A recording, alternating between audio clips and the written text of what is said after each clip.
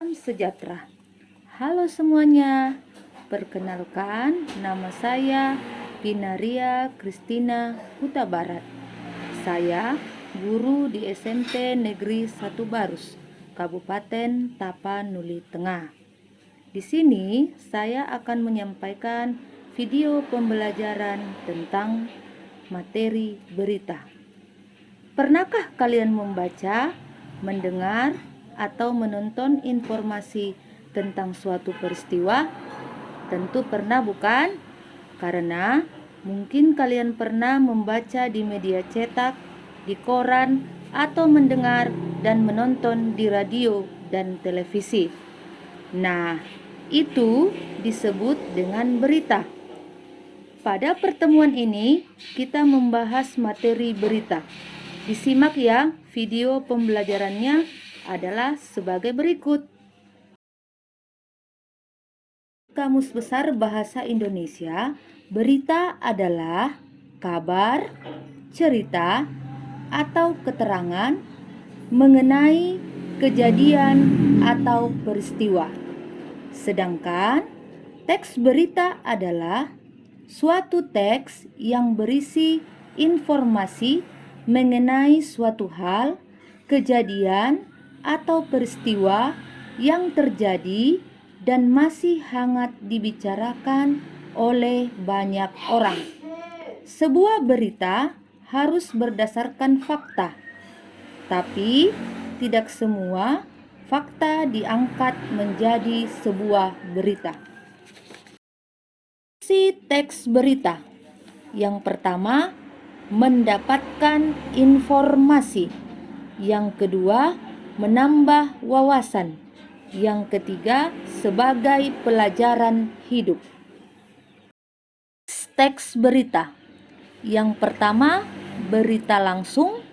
Yang kedua, berita mendalam. Yang ketiga, berita penyelidikan. Yang keempat, berita interpretatif. Yang kelima, berita opini atau pendapat ahli. Unsur berita disingkat dengan adik simbah. A. Apa. Di mana. K. Kapan. Si. Siapa. M. Mengapa. Ba. Bagaimana. Unsur-unsur beritanya adalah 1. Apa. Apa kejadian atau peristiwa yang diberitakan? 2. Siapa. Siapa saja orang yang terlibat. 3. Kapan. Kapan waktu kejadian. 4. Di mana. Di mana tempat kejadian. 5. Mengapa. Memuat alasan dan sebab akibat. 6. Bagaimana. Menjelaskan proses terjadinya peristiwa. Teks berita terdiri dari 1. Kepala berita. Kepala berita merupakan pembuka dari suatu peristiwa yang diberitakan dan merupakan bagian paling penting memuat unsur berita, yaitu apa, di mana, dan kapan. Yang kedua adalah tubuh berita, merupakan isi berita yang berisi mengenai jalannya kejadian. Unsur berita memuat adalah mengapa dan bagaimana. Yang ketiga adalah ekor berita, merupakan bagian akhir berita.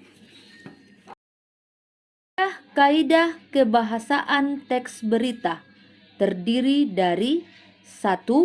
Bahasa baku.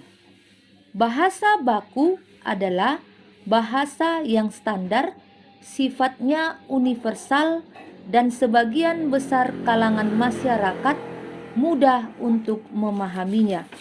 Yang kedua adalah kalimat langsung.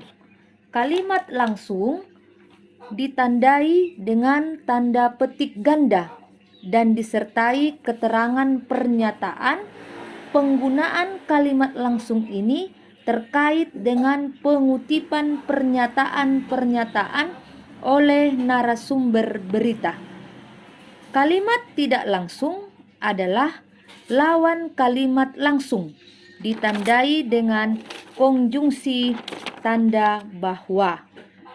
Yang ketiga, penggunaan kata kerja mental, yaitu kata kerja yang menunjukkan respon atau sikap seseorang terhadap suatu tindakan. Contoh, merasa tertipu, para korban lantas melapor ke polisi. Kemudian yang keempat, penggunaan fungsi keterangan waktu dan tempat agar berita disampaikan dapat dimengerti dengan jelas.